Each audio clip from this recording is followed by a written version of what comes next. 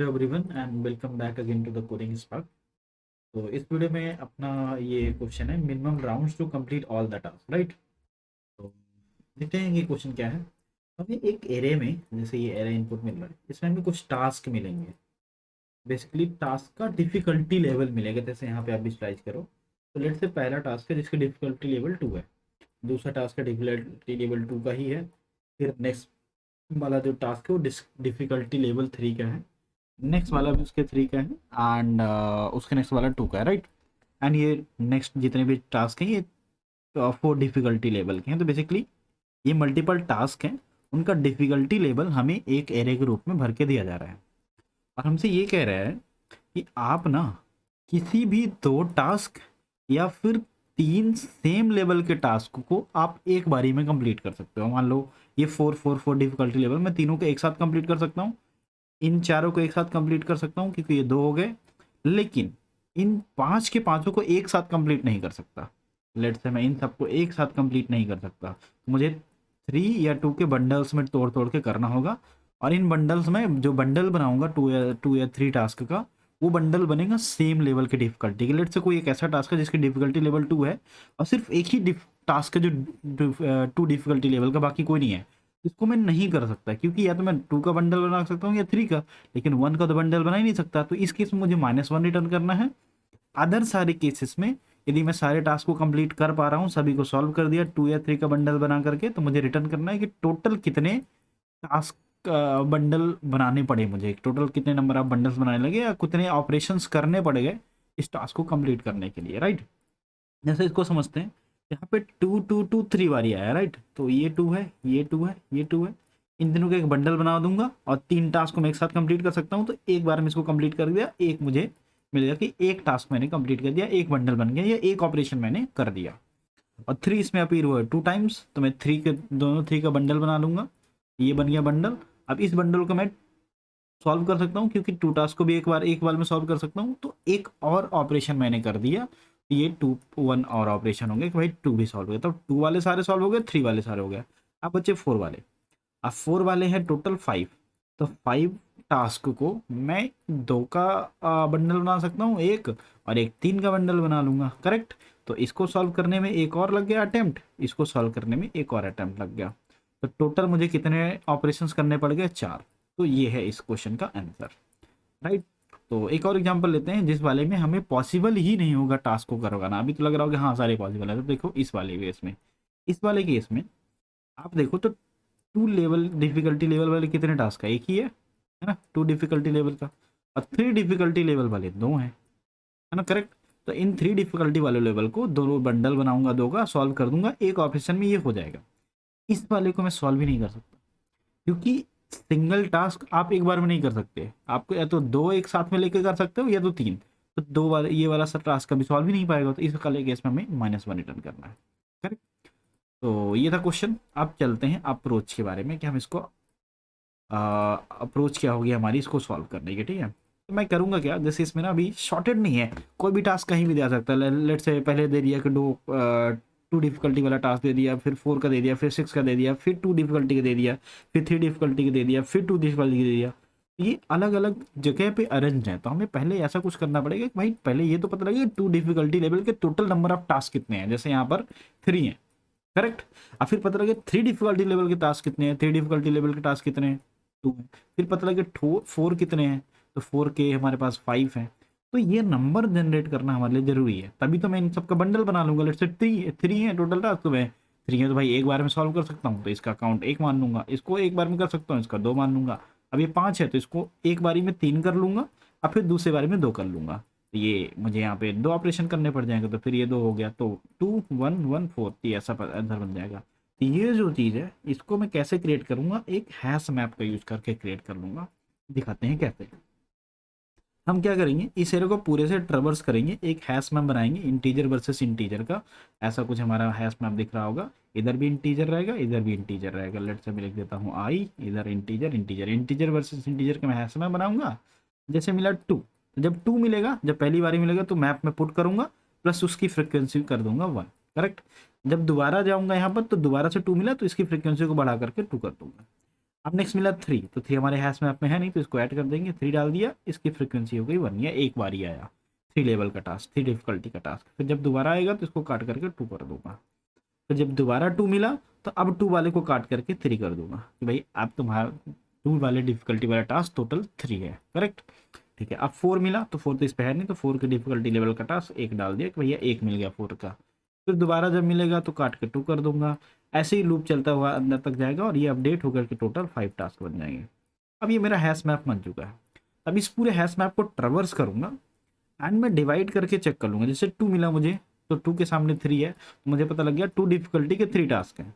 अब तीनों का बंडल बना के बेसिकली मैं डिवाइड बाई 3 करके चेक कर लूंगा क्या ये पूरी तरह डिवाइड होता है, मतलब हाँ जी पूरी तरह होता है। तो हम कह देंगे जो हमारा टोटल 2 के टास्क को कंप्लीट करने का होगा वो जो हमारे यहाँ पे फ्रीक्वेंसी जितनी बड़ी है, लेट से मैं कह देता हूँ कि वी बड़ी है तो डिवाइड बाई 3 हो जाएगा, करेक्ट। वी डिवाइड बाई 3, तो आप इतने टोटल आप ऑपरेशन करने पड़ेंगे 2 को सॉल्व करने का। तो ये हो गया 1, इसका हो गया 1। अब इसको जब 3 से डिवाइड करूंगा इसको मैं मॉडलो भी निकाल लूंगा कि भाई मॉडलो कितना बचा, तो इसमें मॉडलो पूरा का पूरा 2 आ जाएगा। तो जब मॉडलो 2 आएगा तो हम इसको 2 से डिवाइड करके 1 बढ़ा लेंगे, यहाँ पर कुछ ऐसा कर लेंगे। जब हमें कोई भी फ्रिक्वेंसी का मैपलेट से यहाँ पे आ जाता कि 5 डिफिकल्टी का टास्क एक ही पड़ा है, तो इसका तो मैप नहीं बना सकता। जब कोई ऐसा टास्क मिलेगा तो मैं डायरेक्टली रिटर्न कर दूंगा -1, रिटर्न -1, दैट्स इट। यही हमारा क्वेश्चन है, अप्रोच रहेगी। तो लेट्स सी, एंड अप्रोच को मैं साथ में डिस्कस करते करते कोड करता हूँ तो थोड़ा और क्लियर हो जाएगा। तो सबसे पहले हमें चाहिए हैश मैप, तो let's create map of integer versus integer का। इंटीजर वर्सेस इंटीजर का मैंने मैप बना लिया।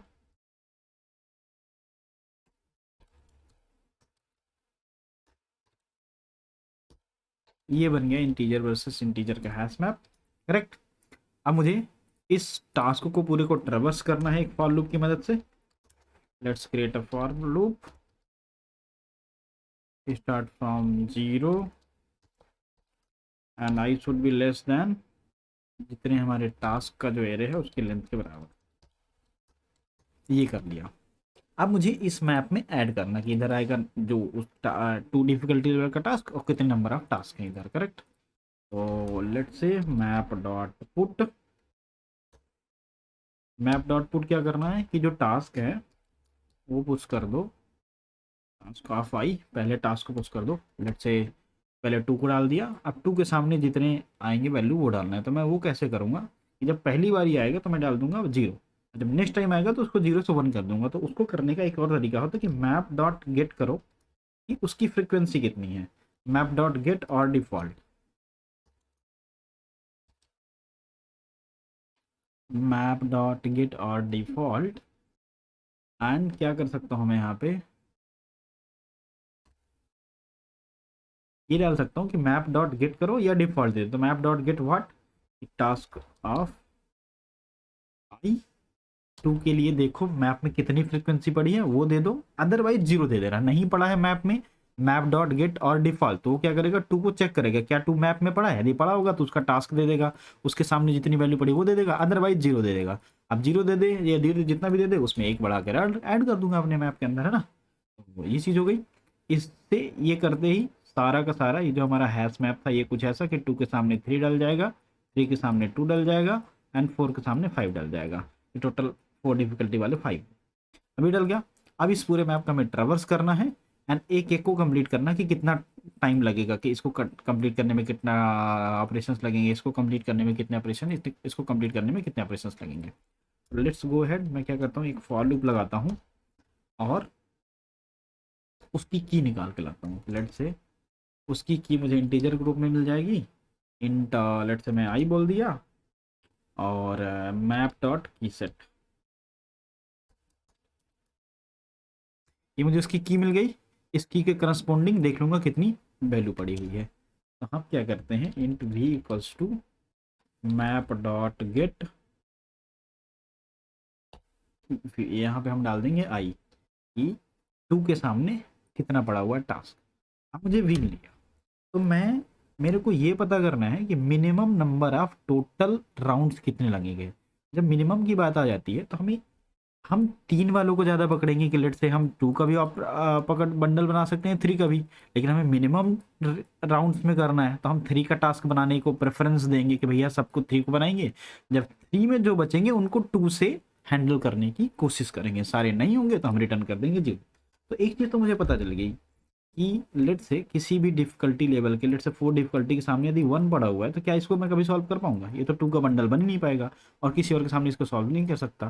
तो यदि ये ऐसा कुछ है कि किसी भी डिफिकल्टी वाले नंबर के सामने यदि 1 पड़ा है कि उस डिफिकल्टी का सिर्फ एक ही टास्क है, तो मैं रिटर्न कर दूंगा सिर्फ सिर्फ -1 की इसको तो पॉसिबल ही नहीं सॉल्व करना। तो इफ v इक्वल टू 1 कि कभी भी किसी भी टास्क के सामने 1 पड़ा है तो आप भैया तो इसको रिटर्न कर दो कि -1 की इसको सॉल्व करना पॉसिबल ही नहीं है। अदरवाइज हम क्या करेंगे, एक काउंटर बना लेंगे, लेट से आंसर मैं दे देता हूँ कि लेट से आंसर बना लिया, और यदि ऐसा है तो हम पहले क्या करेंगे, उसको डिवाइड करके चेक करेंगे क्या वो 3 से पूरी तरह डिविजिबल है। 3 से पूरी तरह डिविजिबल मतलब कि 4 के सामने मान लो जैसे 6 पड़ा होता तो इसको तो मैं 3 के 2 बंडल बना सकता था, करेक्ट, और 2 आ जाता हमारे लिए आंसर। मैं वही करने की कोशिश कर रहा हूँ कि यदि v मॉडलो 3 इक्वस टू 0 है तो ये तो मुझे पता लग गया ना कि इसको जो आप कितने ऑपरेशंस लगेंगे, v/3, v/3 means 6/3, 6 divide by 3 कर दो मतलब 2 ऑपरेशंस लगेंगे, वही 2 मैं यहाँ पे ऐड कर दिया, इतने ऑपरेशंस लगेंगे।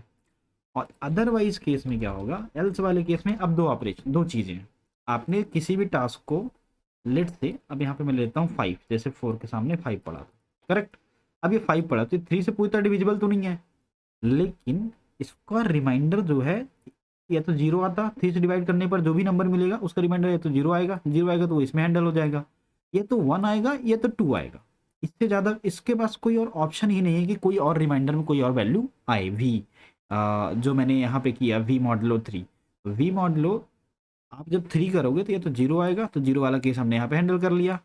अब 1 वाला बचा केस और 2 वाला बचा, तो लेट से किसी चीज़ को मैं डिवाइड करूंगा तो 1 कब आएगा 2 कब आएगा, तो 2 वाला एग्जाम्पल हमारे पास है, तो 2 वाले में 5 को आप 3 से मॉडलो ले तो आपको रिमाइंडर मिलेगा 2, तो इसको हैंडल करने का पता क्या है केस है, जितने ऑपरेशंस आपने कर रहे थे या जितनी बारी आपने डिवाइड किया, लेट से 5 डिवाइड बाई 3 करूँगा तो मुझे जितना मिलेगा वो वैल्यू प्लस एक और ऑपरेशन कर दूंगा क्योंकि 2 बच गया रिमाइंडर, तो एक में 2 का बंडल बना के सॉल्व कर दूंगा, सॉल्व हो जाएगा पूरी तरह से। जैसे 5 में मैं क्या कर सकता हूँ, एक 3 का बंडल बना लिया, 2 का बंडल बना लिया, तो 3 के बंडल तो हैंडल हो गए, मैंने 5/3 कर दिया तो मुझे मिल गया, 3 का बंडल बच गया। अब 2 वाला बचा तो इसमें +1 कर दिया करूंगा, अपने आंसर में +1 कर दूंगा, जब मुझे क्या मिलेगा, रिमाइंडर 2 मिलेगा।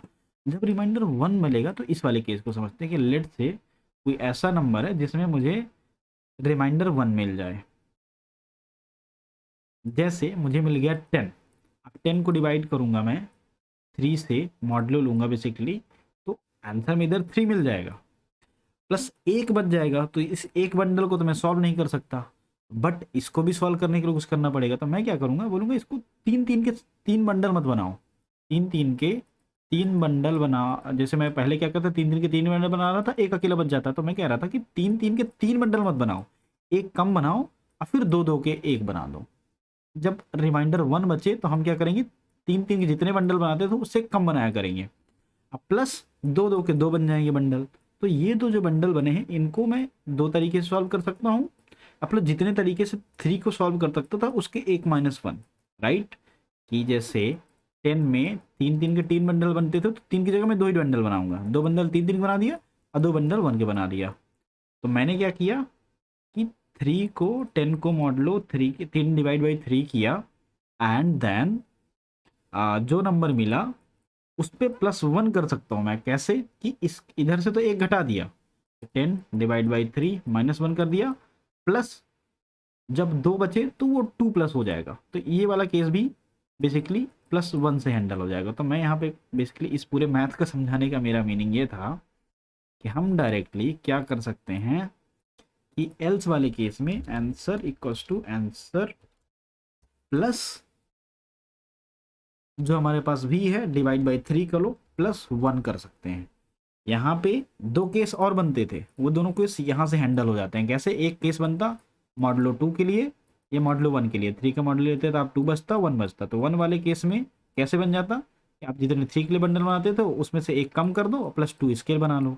तो लग नहीं 3 के लिए जितना समझते थे उतना ही ले लो और एक ये इसके लिए हो जाएगा। तो जो इधर माइनस हुआ था वो इधर प्लस हो गया था।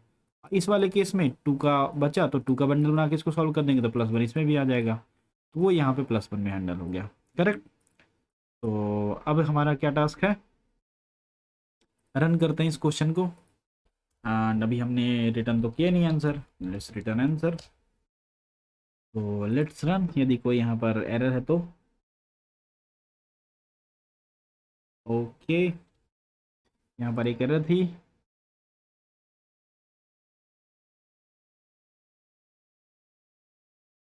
ओके, एक्सेप्ट हो गया दोनों टेस्ट केसेस।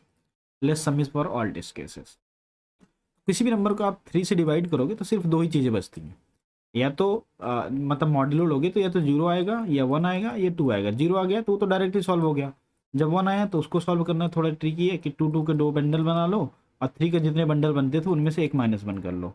और इसमें इस वाले केसेस में तो जो बच गया 2 रिमाइंडर, तो ये तो 2 के साथ सॉल्व हो जाएगा तो +1 उसके लिए ऐड हो जाएगा। तो this was all about today's question. Thank you for watching, मिलते हैं नेक्स्ट वीडियो में।